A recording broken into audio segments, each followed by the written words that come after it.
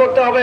এই সরকার দ্রুত সময়ের মধ্যে তাদের বিষয়ে জনগণের কাছে স্পষ্ট করবেন, এটা আমাদের দাবি। এই কথা বলে আগামী দিনে আমাদের এই নির্বাচনের দাবিতে যেন রাস্তায় জনগণ আবার নামতে না হয়, তার আগেই রুটম্যাপ ঘোষণা করবেন। তা না হলে যে কোনো পরিস্থিতির জন্য, যে কোনো অস্থিতিশীল পরিস্থিতির জন্য, যে কোনো অনাকাঙ্ক্ষিত অপ্রত্যাশিত পরিস্থিতির জন্য এই সরকারকে দায়ী থাকতে হবে। এই কথা বলে আগামী ডান দিক থেকে লিখলেও তাই হয়। যেমন সীমার মাসি উল্টো করে লেখেন সীমার মাসিই হবে। চাচা তো চাচা উল্টো করে লেখেন চাচা তো চাচাই হবে। তারপরে রবীন্দ্র দানবীর, এই রবীন্দ্র দানবীরকে উল্টো করে লেখেন রবীন্দ্র দানবীরই হবে। চার সের চা, মানে চা যে আমরা খাই, চার সের চা, এইটাকে উল্টো করেন চার সের চাই হবে। এই বর্তমান সরকারের সামনে আমাদেরকে আজকে দাবি পেশ করতে হচ্ছে। এর অর্থ হচ্ছে এরা যাই বলে যাই করে সবকিছুই উল্টো দিক থেকে বিচার করলে একই রকম হয়। তাই আমার কাছে মনে হয় দাবি জানানোর চেয়ে অনুসন্ধানী টিম করে আমাদের নিজেদেরই এই উদ্যোগ গ্রহণ করা উচিত যে কোথায় কিভাবে কি হতে পারে।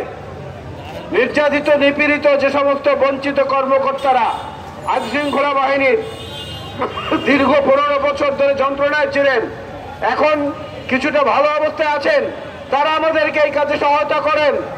আপনাদের সহায়তা আমাদের প্রয়োজন, আপনাদের সহযোগিতা প্রয়োজন। ঘরে যখন ইলিয়াস আলীর স্ত্রী ফেরে কিংবা তার সন্তানরা ফেরে, তখন তাদের যে মানসিক অবস্থা সেইটা পৃথিবীর অন্য কেউ বুঝবে না, এমনকি আমরাও না। চৌধুরী আলমের পরিবারেরও একই অবস্থা। গুম হওয়া সমস্ত পরিবারের সদস্যরা না তাদের নামের আগে শহীদ লিখতে পারে, না তাদের নামের আগে জীবিত লিখতে পারে, না তাদের কবর জিয়ারত করতে পারে, না তাদের নামে একটা দোয়া অনুষ্ঠান করতে পারে যেটা মৃত ব্যক্তির নামে করা যায়। এইরকম যন্ত্রণা পৃথিবীতে যেন কোনো মানুষের জীবনে আর না আসে। সুতরাং সেই যন্ত্রণার অবসান ঘটাতে হলে এই সরকারের যে বর্তমান ঢিমেতালের তৎপরতা, এই তৎপরতার উপর নির্ভর করে বসে থাকলে হবে না।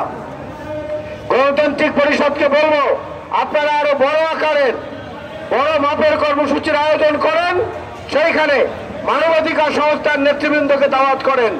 শুধু দলীয় নেতারা নয়, বিভিন্ন মানবাধিকার সংস্থার যে নেতৃবৃন্দ আছেন তাদেরকে সেখানে এনে তাদেরকে দিয়ে বক্তব্য দেন।